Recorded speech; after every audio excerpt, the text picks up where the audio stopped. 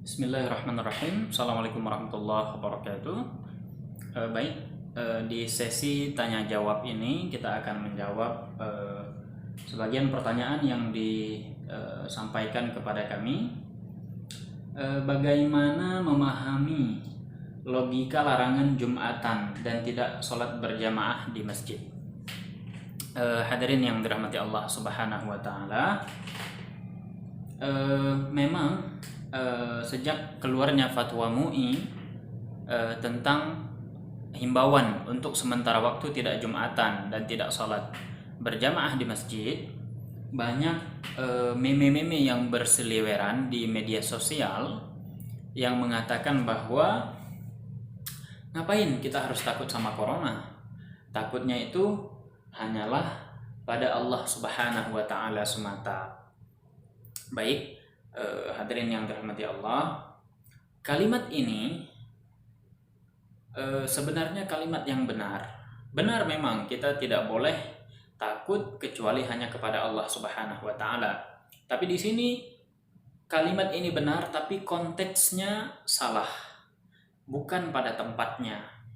Karena yang memerintahkan kita untuk takut kepada Allah, Allah Subhanahu wa Ta'ala. Yang memerintahkan kita juga untuk lari daripada penyakit menular, di antaranya corona, juga Allah Subhanahu wa Ta'ala melalui lisan baginda Rasulullah sallallahu alaihi wasallam.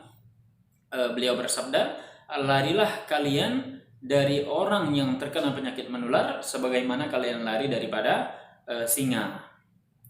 Jadi di sini kata-kata ini sebenarnya ia benar, tapi berada pada waktu yang salah atau di konteks yang salah. Kemudian hadirin yang dirahmati Allah, perlu kita ketahui bahwasanya agama kita sangat menjunjung tinggi ilmu pengetahuan. Maka di dalam Islam, ketika ada satu permasalahan, maka mari kita serahkan kepada pakarnya, kepada para ahlinya, yaitu dokter dan para ulama. Jadi ketika ada fatwa dari Majelis Ulama Indonesia, fatwa dari Al-Azhar, fatwa dari Arab Saudi, ini semua adalah kiblat ilmu pengetahuan. Arab Saudi, Mesir, bahkan kita ulama-ulama di Indonesia, MUI, semuanya adalah gudang pengetahuan agama, kiblat ilmu agama. Ketika seluruhnya sudah berfatwa, maka kita selaku orang awam, kita harus menaati apa yang difatwakan. Dan fatwa mereka itu sudah berkolaborasi dengan dokter, bekerja sama dengan dokter dan pemerintah. Jadi insya Allah mereka adalah ahli dalam menangani virus ini. Maka kami berharap kepada teman-teman semua yang bukan ahli pada bidang ini untuk sementara waktu kita bersabar agar tidak memberikan statement-statement yang kontraproduktif atau yang tidak penting, sehingga tidak menimbulkan polemik di tengah masyarakat. Kemudian sedikit kami sampaikan bahwasanya kenapa para ulama mengatakan untuk sementara waktu kita menghindari keramaian, karena Allah Subhanahu wa Ta'ala menyuruh kita untuk tidak mencelakakan diri kita sendiri. Wala tulqu bi aidikum ila tahlukah. Janganlah kalian menjerumuskan diri kalian kepada kehancuran, kepada kebinasaan. Wala taqtulu anfusakum, dan janganlah kalian membunuh diri kalian sendiri. Artinya apa?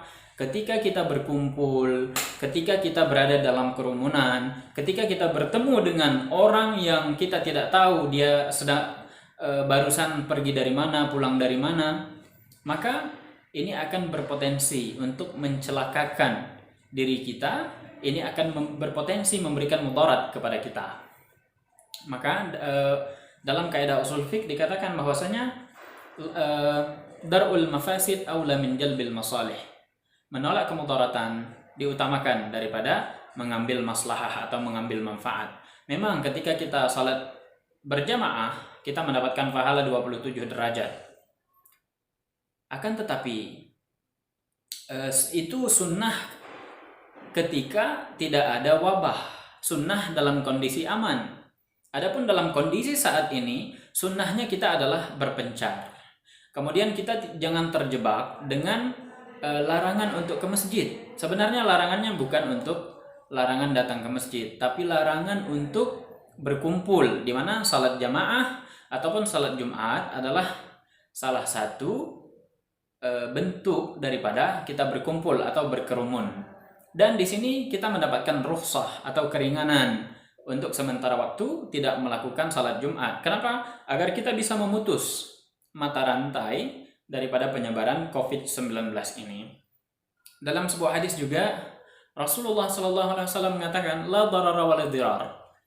Tidak boleh salah seorang di antara kita memberikan mudarat kepada orang lain, atau orang lain tidak boleh memberikan mudarat juga kepada kita. Jadi jangan khawatir dicap iman kita itu lemah, karena dalam kondisi-kondisi seperti ini sunnah sebenarnya yang dianjurkan adalah untuk tidak berbaur atau menjaga jarak dengan sesama lain. Memang ini agak aneh ya.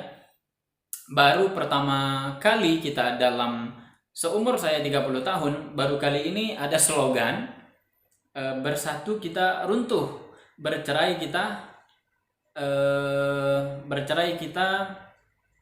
teguh, ya.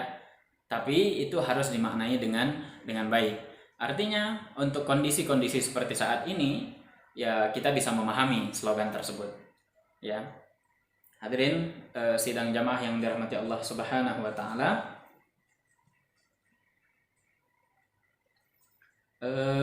Kita juga bisa melihat contoh yang dilakukan oleh Sayyidina Umar bin Khattab radhiyallahu taala anhu ketika beliau ingin berangkat ke tanah Syam. Kemudian di tengah perjalanan beliau dikabarkan bahwasanya di tanah Syam telah terjadi wabah.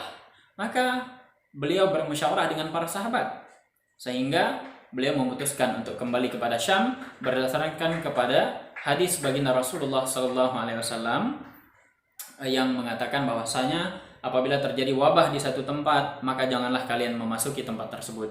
Dan apabila kalian terjebak pada tempat yang terkena wabah, maka jangan keluar dari tempat tersebut. Maka ada di antara para sahabat yang tidak sependapat dengan pendapat Umar yang mengatakan, apakah engkau akan lari daripada takdir Allah ya Umar? Wahai Umar, kita bisa mati di mana saja, baik itu karena wabah ataupun karena selain wabah. Maka Umar mengatakan bahwasanya nafirru min qadarillah ila qadarillah. Kita berpindah dari satu takdir Allah kepada takdir Allah yang lain.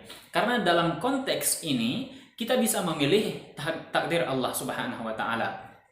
Kita bisa memilih untuk mati karena corona ataupun untuk selamat daripada corona dengan jalan menghindari berkerumun, menghindari bertemu orang yang tidak kita ketahui, ya, orang yang kita tidak tahu asalnya dari mana, dia kembali dari mana, dia baru pulang dari mana, dan seterusnya.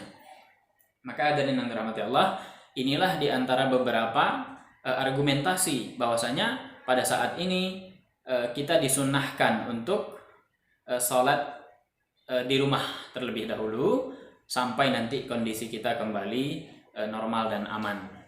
Semoga bermanfaat. Wassalamualaikum warahmatullahi wabarakatuh.